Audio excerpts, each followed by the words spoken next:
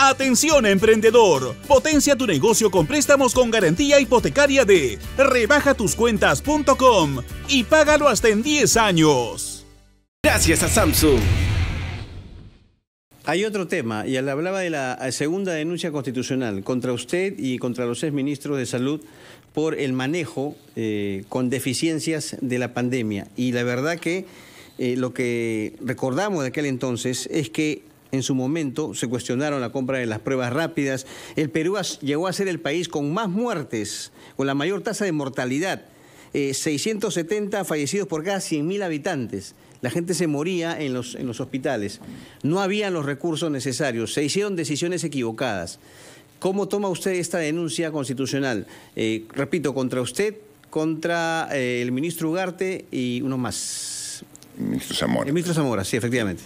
Mire, lo que manifiesta el contenido de esta denuncia ya se viene estudiando e investigando en la Fiscalía de la Nación.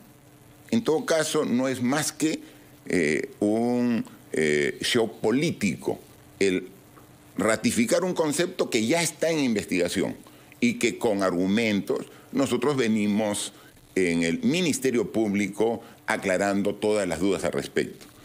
Obviamente, después de una emergencia sanitaria mundial como la pandemia del COVID, uno posterior a la misma puede evaluar y puede determinar que algunas decisiones pudieron ser mejores.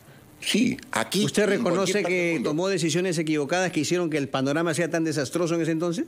Hay algunas decisiones que, la principal que yo reconozco que fue quizás un poco retrasada en el tiempo, es la referida al oxígeno, ¿no? ¿Las pruebas rápidas? Las pruebas rápidas simplemente era para testear qué porcentaje de la población tenía o no tenía el virus. Lo que interesaba era atender a los que tenían el virus, o sea, a los que tenían el virus y que necesitaban una atención rápida. Y la principal atención que se vio es la necesidad de proveerles oxígeno en la cantidad suficiente para que puedan... Pero no había oxígeno en ese entonces. Ese es el problema, porque nosotros teníamos una norma del año 2010, precisamente emitida en el gobierno del presidente Alan García, cuando era ministro el señor Ugarte, y que esa norma ponía prácticamente la responsabilidad de la provisión de oxígeno en una sola empresa a nivel nacional. O sea, hizo un monopolio de la provisión del oxígeno. Esa fue la norma que solamente teníamos en el Perú y que evitaba poder responder con mucha mayor rapidez. Eso es lo que corregimos y comenzó a hacerse la provisión. Pero ese trámite administrativo tomó semanas y meses cuando la gente ya necesitaba. Carlos. Pero decisiones experimentales como, por ejemplo, formular restricciones para que solamente salgan hombres un día, mujeres otro día, ¿no le parece que fueron errores que deberían asumirse, señor Vizcarra? Todas las decisiones que tomamos eran en función a un comité de expertos que se nombró por parte del Ministerio de Salud para que evalúen la parte clínica, médica, científica, como también la parte científica desde el punto de vista de comportamiento del ser humano. O sea, se crearon comisiones y fueron los que recomendaban. Y esto definitivamente eran decisiones que se iban tomando y que, viendo los resultados, inmediatamente se iban afinando y corrigiendo. Como lo hemos dicho, todo el mundo es general después de la guerra. O sea, después de la guerra, no, yo hubiera atacado por acá, el flanco izquierdo, el flanco derecho, me hubiera retirado. Pero ustedes tenían la dirección, o sea... Sí, por eso, fíjese, y tomamos decisiones, Fíjese ese dato, simplemente, el llegar a tener la mayor tasa de mortalidad en el país, en el mundo, 670 fallecidos por cada 100.000 habitantes, ¿no le parece que eso fue un infierno? Mire.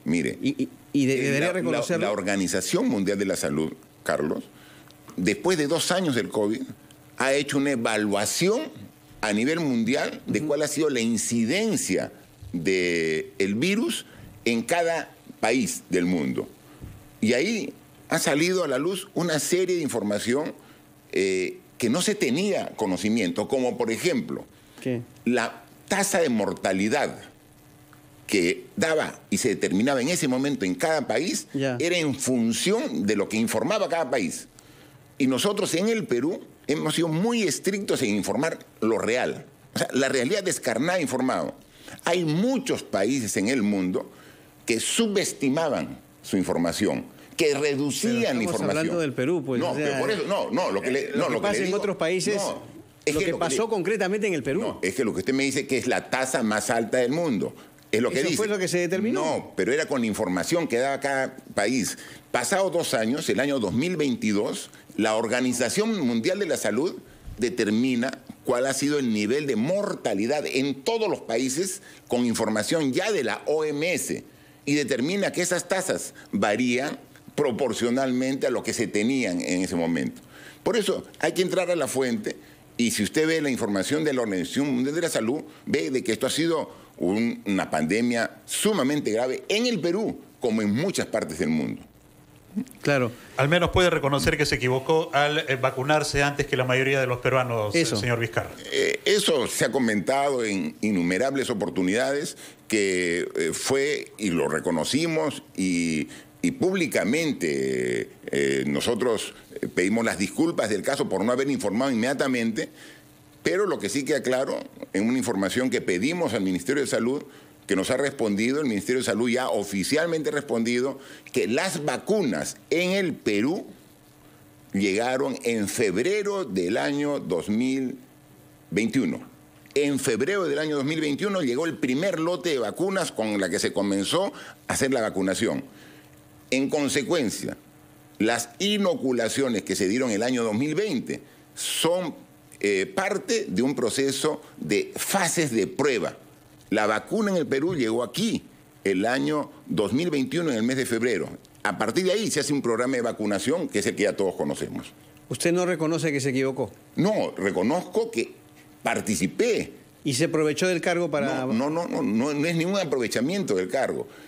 Ahí habían, yo al doctor Málaga. Le digo, para ser parte de este proceso de experimental fase 3, y en ese momento habían, y de ese proceso quedaron, en esa fase experimental, quedaron varios cientos de dosis del experimento fase 3 sin utilizar. ¿No le causó usted un gran remordimiento vacunarse mientras mucha gente se moría en los hospitales? Pero, como le digo, al margen de esa fase experimental no se usaron todas. Hay varias. No, de esa fase experimental no se usaron todas las vacunas, ¿no?